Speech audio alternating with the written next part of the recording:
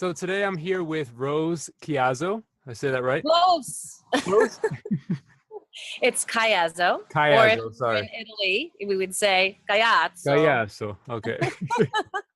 And I think it's going to be a really interesting conversation because Rose brings uh, both sides of voiceover. She has the business side, with which I think people forget about, and most importantly, she is a social media consultant, and she's also a voice actress. So she knows both sides, and everyone needs to promote and use social media to build awareness of their services. And Rose knows about both sides of that. So thank you for being here, Rose. Yes, thanks for having me. So you started originally with acting and singing as a kid, right? I did. Okay. Can you tell a little bit about that? Sure. Well, I usually start off with the story of how my parents used to take me to Disney World in Florida all the time. Okay. And anytime I was there, I was just fascinated with voices. So as an example, my parents and I would be on the monorail and Uh-huh. you'd hear the voice say, "Please stay clear of the closing doors." Right. And I'd be like, "Mom, who is that? Where's that woman? I want to meet her." And my parents were like, there is no woman, it's just a recording. And I Right. was like, "Oh, okay." Then we go into the haunted house and you'd hear, "Ooh, ah, step inside." And I was like, "Dad, Yeah. who is that guy? Where is he? I want to meet him." And he was like, there is no guy. So I was always fascinated with voices as a child. And, it was just something that took a progressive course for me with regards to voiceover. Right. I didn't do voiceover in the sense of voiceover as a young person. I Hmm. explored more of it when I actually moved to Jackson Hole, Wyoming, which is where I'm speaking to you from. This Right. is With where that I live. awesome background. Yeah, we have a lot of awesome backgrounds. Yeah. So I met someone in town that was an actor and had been a professional voiceover artist for many years. Oh, And cool. so I had worked with him to kind of hone my skills. And I didn't even have like a voices.com account back then or Right. anything. Yeah. And he said, "Why don't you come over to my studio and, we'll do a couple tracks, see what happens.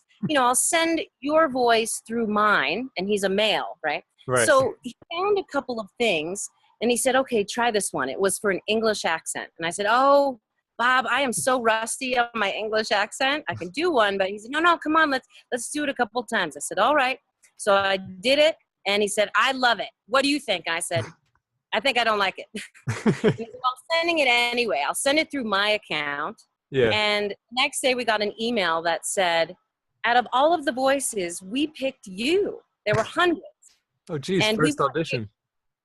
yes, it was. And we were both very surprised that I won the job. And I Right. kind of looked at that as, and that was back in 2008. And I Okay. kind of looked at that as my opening piece. Like, wow, Yeah. maybe this is really something that I should try to progress in. So that's how I started. Oh, that's really cool. And so at that point, so you started your career with marketing, right? Not really. So voiceover came later, but you started with marketing? Well, as a young person, I did a lot of singing. Okay. So I'm a professionally trained singer. I Okay. had a music Cool. scholarship in college, and so I traveled. I sang opera, Oh, secular wow. music, these types of things. So you've been training your Yeah, voice for and a so long from time. that, yeah, and I just felt like I had this issue with stage fright, which Okay. some of us as voice actors might have. I Yeah. don't really prefer to be on camera, although I do live event emceeing as well as the professional voice work. I Yeah. always prefer to be the host per se, right? Like I'm not doing most of the talking. Right. Um, so it was a progression for me to be like, I really can't sing anymore because I just get so nervous Yeah. and I get embarrassed. And, when you're singing, your mouth does interesting things. And Uh-huh. it's just kind of one of those things for me. So I stopped singing for a long time and was reawakened with regards to the voice work that I do.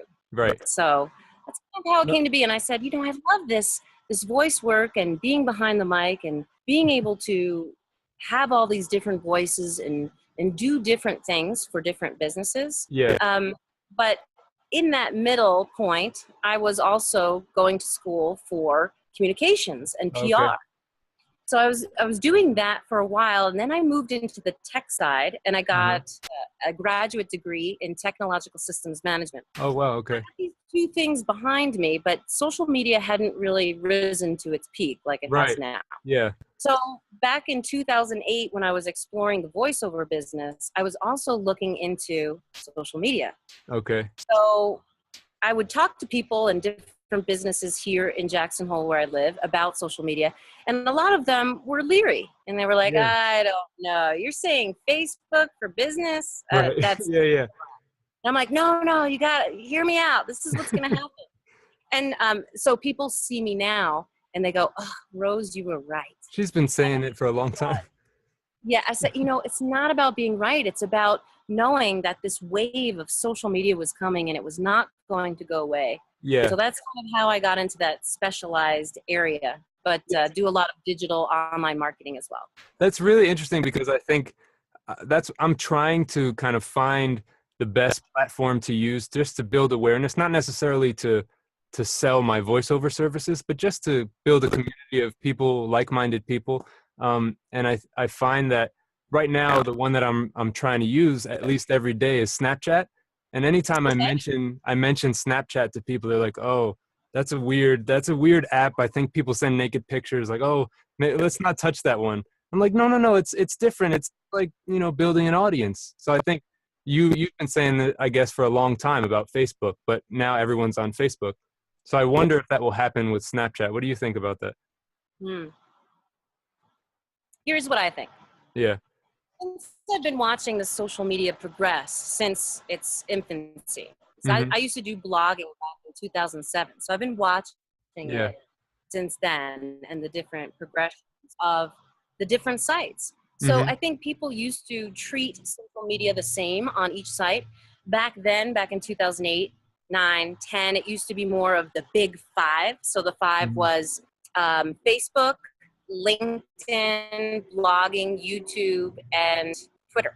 Right? Those were the big five. That was before Instagram, before Pinterest, before Snapchat. Right. So people tried to focus on those five platforms. But what I think has happened over time is that each particular platform has progressed. And now you have completely different audiences on each. Right. So I always explain it like, and I think I need to come up with one for Snapchat because I don't, but I think you'll find this interesting, which is, so Facebook is like a pub, okay? We go to a pub, we hoist a beer, we shoot the breeze, we tell people what we did over the weekend.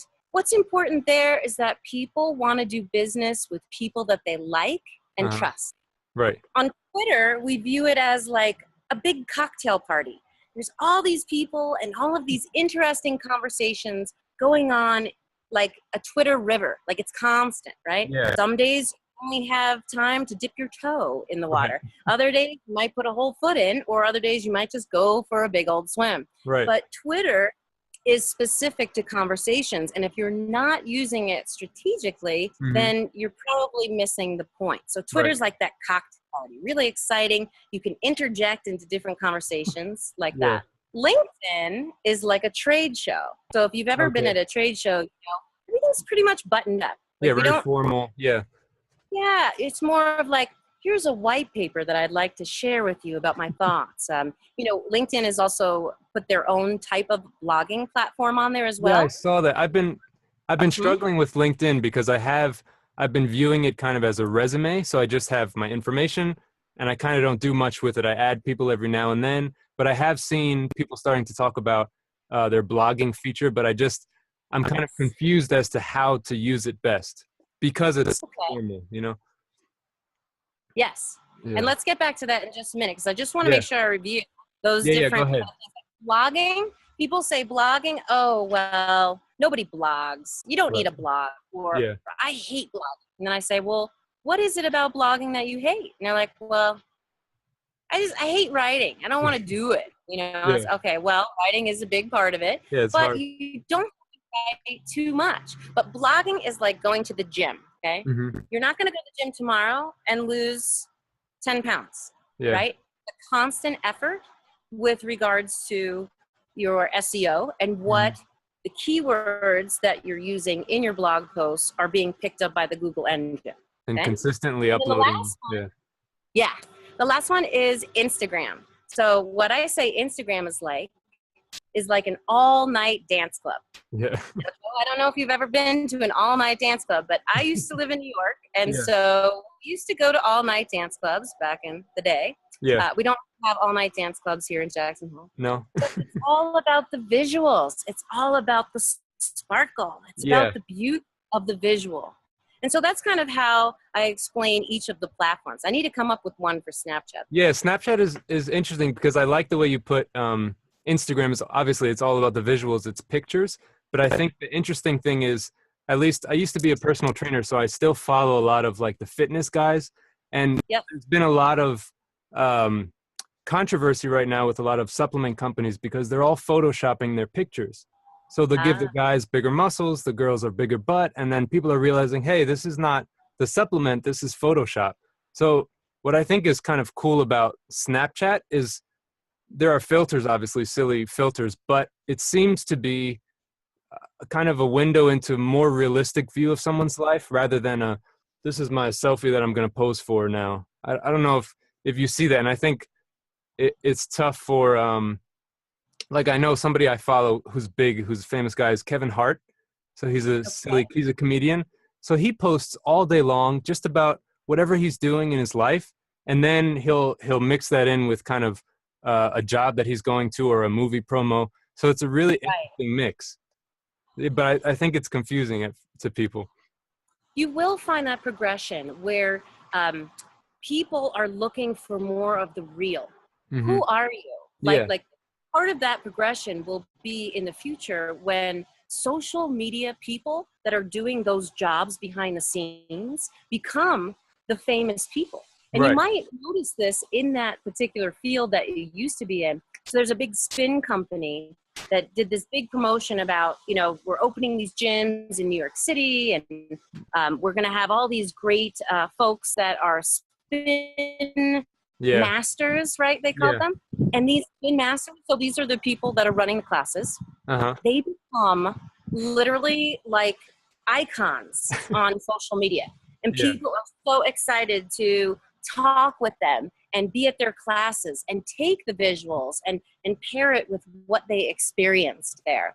So interestingly enough, I think you will find that progression of things don't need to be that polished. I mean, you still will need to have some polish on yourself and in representing your business. You don't want it to be like hokey. Number one, it's not so good. Hokey, not good. And also, just being kind of rushed about it. So you're like, well, I'm just going to take this video because I can do it right now and I'm going to post it right now.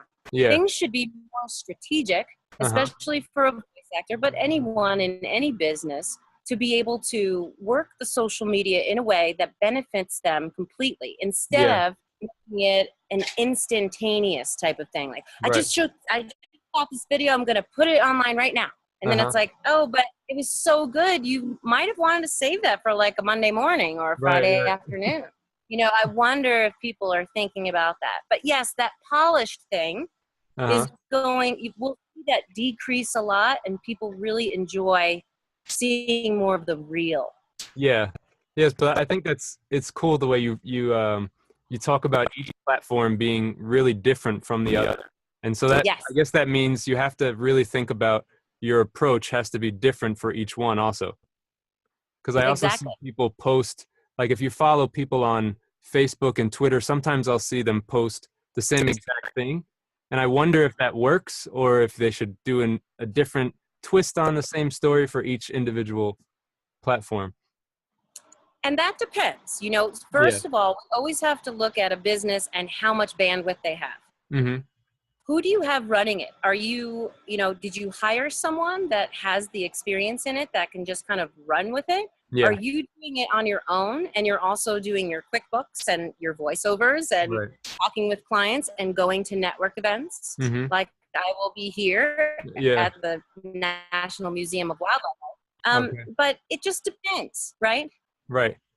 Yeah, so it's really interesting because I guess for me, I'm so my YouTube channel and I have a little podcast talking about the things that I'm doing to build my business as a voice actor. And Yes. I'm luckily starting it now in 2016, where I'm right now, I can work from home. I can reach people through social media. I reached out to you on Twitter. So it's a weird world that we're in, but I think it's so worldwide that I feel like my reach is, I can go anywhere, but at the same time, it's hard to focus on each one. Well, again, it depends on how much bandwidth you have, but here's the perfect point. We met on Twitter and we made this happen, right? Because typically what happens with Twitter is it will start there and then move to other platforms like LinkedIn or just an email, kind of arranging a business agreement. And I have made several business agreements on Twitter. They found me there. They just went off on their own and clicked some links I gave, and they liked my voice, and I didn't even have to sell them. They were like, you are the voice that we want, right? And we find that in the voiceover business too, is, it's not always necessarily like, we're going to, have this person do this voiceover, just send us your stuff. What happens is they have this kind of thought in mind as to what that voice is going to be. And sometimes you just sound like the voice that they want. And if it resides in your demo, which, as we know, our demos are extremely important, then we can, showcase our talents and allow for others to just look on a 24/7 basis. I might be sleeping. I wake up in the morning, and then all of a sudden, someone posts on Twitter and says, hey, are you free today? I want you for an event. Or I have these videos that I'm doing, can you do the voice for those? And it's kind of the whole, like, making money while you sleep, but we're making contacts while we sleep. And I guess that's because you're putting yourself out there on each platform so that people can see you. But I think with Twitter, I'm realizing how cool it is because I can connect with people like you. But at first, when you start Twitter, it kind of seems like, oh, this is a big conversation. I don't really know where to start. Like, like you were saying. Here's where to start. Hashtag voiceover. That's where we all are. We are all there. We're all chatting about the biz. We're all interested in all the different things that come into our lives as a voiceover talent. So just type in the hashtag voiceover, one word, and you're there. You can look at what we're talking about. And I've been doing that for a very long time. And so there's some big heavy hitters in there, and they do their Twitter stuff, whether it's their blog that they're touting or they're talking about or taking a visual of them inside the actual studio. Or taking pictures with famous people. Or, So there's all and different things about don't eat this before you go into a studio session. So for newbies, that can be really important because they don't know that you shouldn't maybe have a container of yogurt before you're going in for like a 3-hour session. Yeah, but I'm realizing that Twitter especially is really cool because it's just a constant conversation that you can join in at any time. And you know what else about that? What? Is we can tell when you have automated your Twitter.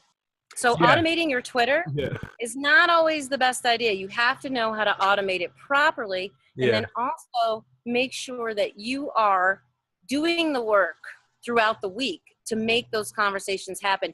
A lot of people forget about social media. They think, oh, here's my message. I'm going to push this out. Just sell.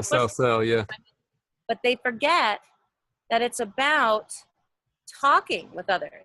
There's a conversation to be built.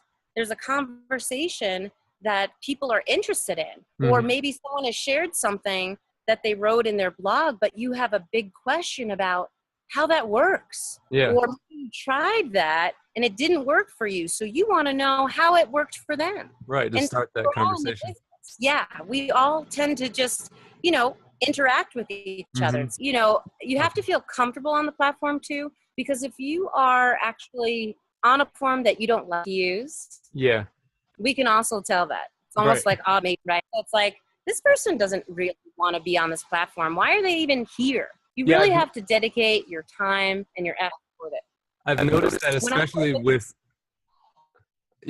with Twitter, I've noticed that it's really obvious when somebody is not really posting, because it's a generic post, and then like a couple of posts with a link to a product that they're selling. Right. But it's really exactly. easy to tell who's actually engaged in their own conversation. Right. And you can definitely have those messages interjected into the regular Twitter stream. So like, let's say you wrote a book about voiceover. That's Right. great. And you definitely want to make sure that that is touted at certain points of the day. But it Right. can't be message all of the time. Yeah, if you sell yourself too much, people turn off. You have to share relevant information about your industry on social media in order to make that happen. Yeah. Have you heard of Gary Vaynerchuk? Oh, yes. So he talked, I don't Do you know know what you're, about Gary's story to start, how he started in New Jersey? Where yeah, you're from? wine library, right? Yes. Yeah, so he talks a lot about that. It's like, just, you can't just sell somebody right away because they're just going to tune you out. You have to give them something and just keep giving, and then finally, that's what he says with his books, right? That he only sells once every couple of years or something. Oh, how funny. Yeah. Well, Yeah. it's definitely fine to interject the message, but I find a lot of voiceover artists do take that to the extreme. They think, oh my gosh, I gotta let people know. This is what I do. This is my video. This is my demo. This is da da da da. And it gets so interjected to a point where it's too much. It's overload. That everything that I'm seeing from you is not valuable to me. Right. Yes, I know you're a voiceover actor. Yes, I know that you have a demo. Yes, I know you have a website. But what can you share with me about your knowledge in the industry? Because that is really what allows us all to connect with each other. Right. And also show your clients, right? I'm on social media, or, oh, hey, you want to take a look at my demo? Well, just go to YouTube and type in my name. Just make sure you have the last name right. Caiazzo, right? Yeah. First, you'll find all my videos, or I can send a link, or I can send them to Pinterest and say that option of having different social media platforms to showcase your work to your own clients, but while also having the conversation with others in the business. So you're actually in two different circles there, right? Yeah, that's true. And we're in the B2B, but then also in our own kind of world to say, here's what's happening in voiceover, or, oh, did you read this? Or, oh, did you hear about this? Right. Which that's been really helpful for me because I didn't know exactly what I'd be gaining from Twitter, but I'm noticing that I'm gaining kind of just a network of other voice actors. And that's really helpful, especially since I tend to be alone a lot of the times when I'm recording here. So it's nice to build up a network, even if it's online, of like-minded people. So so Twitter I haven't really used necessarily to sell, but I've just used it to see what's going on. Like you're saying, it's just a constant conversation. Right, and to learn more about the business, and even from the old timers that have been in it since, you used to have a demo tape. Yeah. And I remember when that was, when I was probably before I hit my 20s. I remember that's what it was about. But it just seemed so remote to me. Like, how am I going to get that? Right? Like this tape and these different things. I did do a little bit of acting and modeling as a child. So my mother would take me into New York City, and we would go on these go-sees, and I wasn't ready for the rejection, Joe. It's a totally different world because I've never acted, but I'm taking acting classes now in New York City just because I think it'll help with giving that realistic conversational read in voiceover. But it's just a totally different thing to stand up in front of people and act while they're just sitting there watching, as opposed to just standing behind a mic. It's a totally different feeling. It is a totally different feeling. Yeah, but I think they're so related, I think, because I know it's helped me. This is my second acting class, but it's really helped to just feel, because if I can feel natural and comfortable in front of people watching, then I'm definitely going to be comfortable in an empty room to try to be conversational. Yes, exactly. And they also always say, to visualize that you're talking to an individual person who is from that particular vertical that you're trying to right. With regards to, acting class. Yeah, no, just that they're very important to continue your education to better yourself and get someone else's opinion that says, well, maybe you're not that conversational. How you can try to do that. I worked in the radio business for a while so that I could be more conversational. Yeah. Excuse me. Yeah. I did not take on the radio role to be that voice on the radio. The right? different sound. But, when you're conversational, you say, hey, Jackson, I've got some great music I'm going to play and love to hear from you. So give me a call, and you're more conversational. Yeah. So going back to Snapchat, I know you're saying you're kind of working on your own formula for it, I guess, or a way to describe it best. But as of right now, since even though it's a really big platform and it's growing every day, it still seems relatively new to people. So what is your, I guess, kind of strategy for it? Like you say with a blog, you want to be consistent, and you're not going to change over. You're not going to build an audience overnight, so you have to be consistent. So what's your views on how to best use Snapchat to build an audience and awareness? Well, I think it goes back to any social media platform in what you just said with regards to consistency. Because if there's anything that people dislike, it's going to a social media site and there hasn't been something posted since last year. Right. So if you are going to commit to a platform and you will commit to using it, make sure that you have a consistent plan and strategy to use it. Right. The other part is the strategy. As a voiceover artist, how are we strategizing to use Snapchat or other platforms, right? So do you want, if you were in the cartoon business, right? So I don't do tune voices. I do more of the, Bank of America. Right. That type of thing. The corporate voice. Yeah. But you have to also, it all ties in with your branding. Who are you?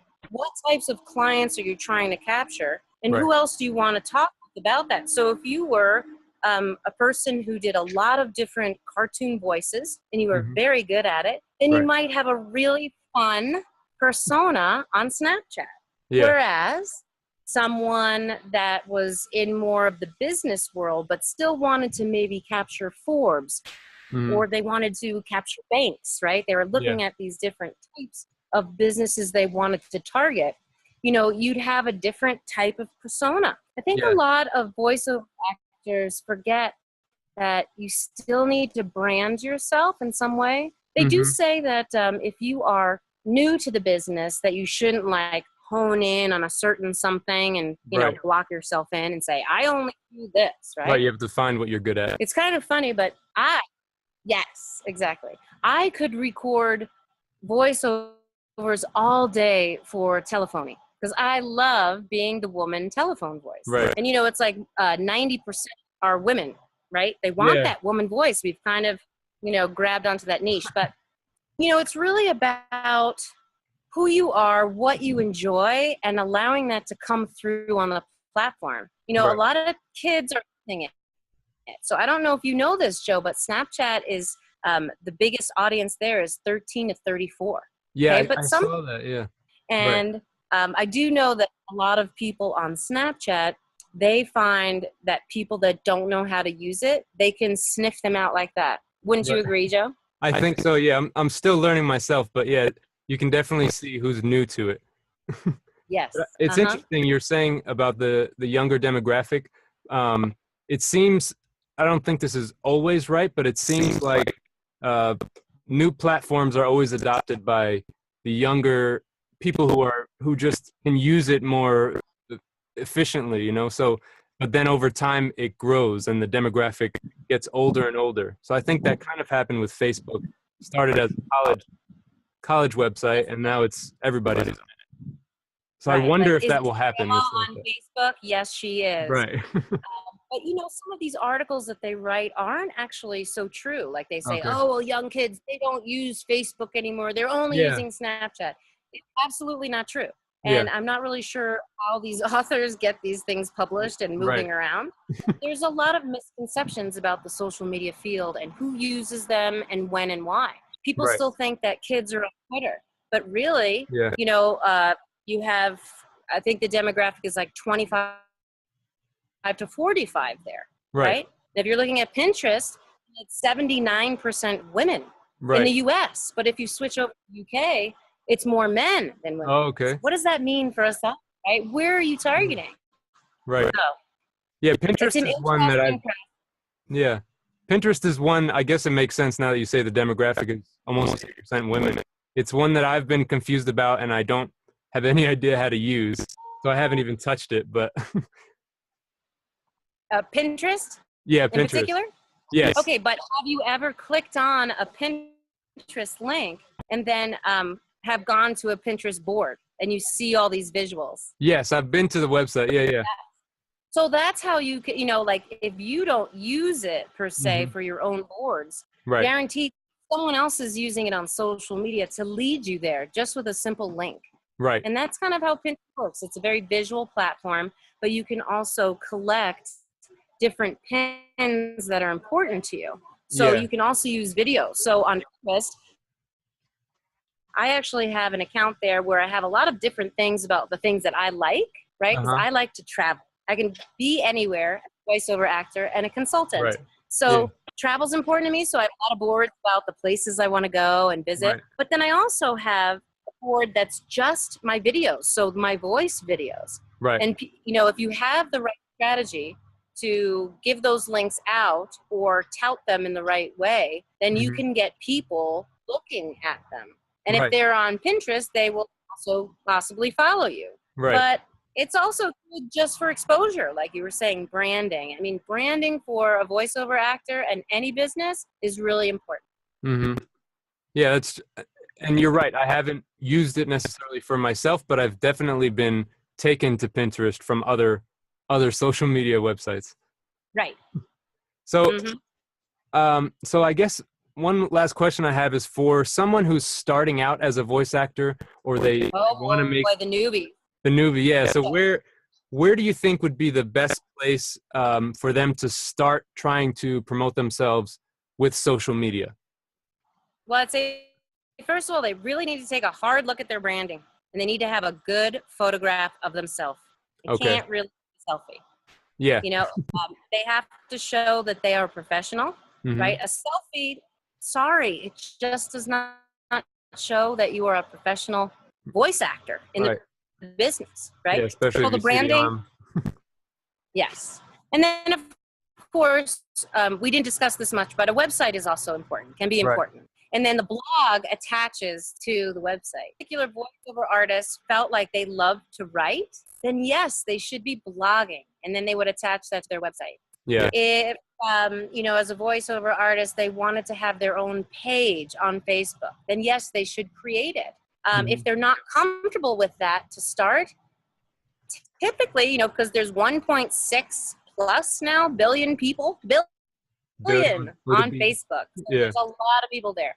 And a lot of people in the voiceover field already have Facebook accounts. So if Mhm. they feel more comfortable to share some things about their business on their personal page, that's Yeah. absolutely possible and doable. Right. And then you kind of progress to where you create a business page, and then you can lead your friends to it to start the process. And then from there, others will file suit as soon as you start the conversation happening Right.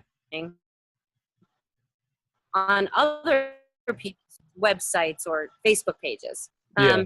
Twitter is really easy, but if you don't know how to use it strategically, it can be really difficult. Mhm. LinkedIn is a must. You know why? Because you're connected with all the people that you know, Right. and you're able, remember what I mentioned about people like to do business with people that they know and trust. Right. You don't have even an inkling about, what you do in the in the voiceover field listed on LinkedIn, then Mhm. how will people know that you're available for these types of things, Right. right? Because LinkedIn changed their platform several years ago to go in the way of Facebook, where it's Right. like a news feed. You post in it and it posts in there. But there's Right. way more to LinkedIn than just that. There's groups that you should look for different voiceover artists, or, if you're trying to target, maybe you want to do phone messages for art galleries, Mhm. then maybe you target the art galleries on LinkedIn and send them a little something through a message on LinkedIn, Yeah. right? So Yeah. there's lots of different ways to use LinkedIn. But I think LinkedIn is a must because it's the business profile of you. It's like your resume. Facebook, Facebook is important because there's so many people on it. If you can't be successful with a Facebook page, then use your personal account, but don't do it all the time, right? Yeah. And then if you write, then blog. Yeah. And there's a lot of other things in there. Instagram, which we didn't really discuss. It's a visual, but how many good visuals can you come up with as a voiceover artist? Yeah. You really got to work that. Yeah, it's tough. It's a true visual. It's not all about you in the booth every day. It's just not. That's not what people want to see on Instagram, and it's not what people will connect with. Right. You have to find a different way to do it. Yeah. So do you think it's wise for people to choose only a few to start with so that they can really focus on those instead of just starting with everything? I usually say three to focus on to start. Okay. Now, I'm kind of concerned that you need your Twitter handle, but you don't want to use Twitter right now. You can go into Twitter, claim your handle, and have one simplistic message that you tweet out. So literally one tweet that you have.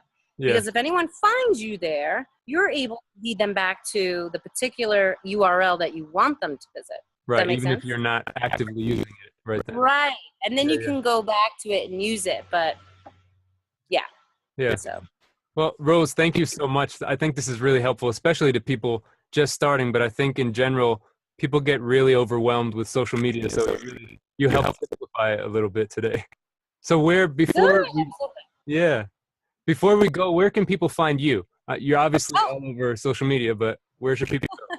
That's right. If you just want to go to any platform whatsoever, including Google+, I'm there too.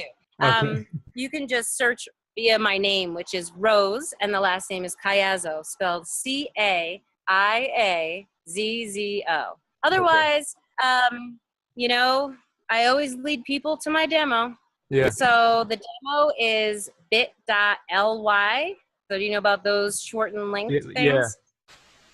It's helpful to track. So BIT. Yeah. .ly and then uppercase R OSE, uppercase D EMO. Okay.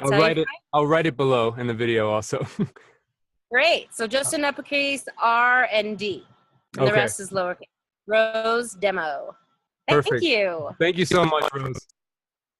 It was my pleasure. Have a great evening. All right. Bye. Cheers.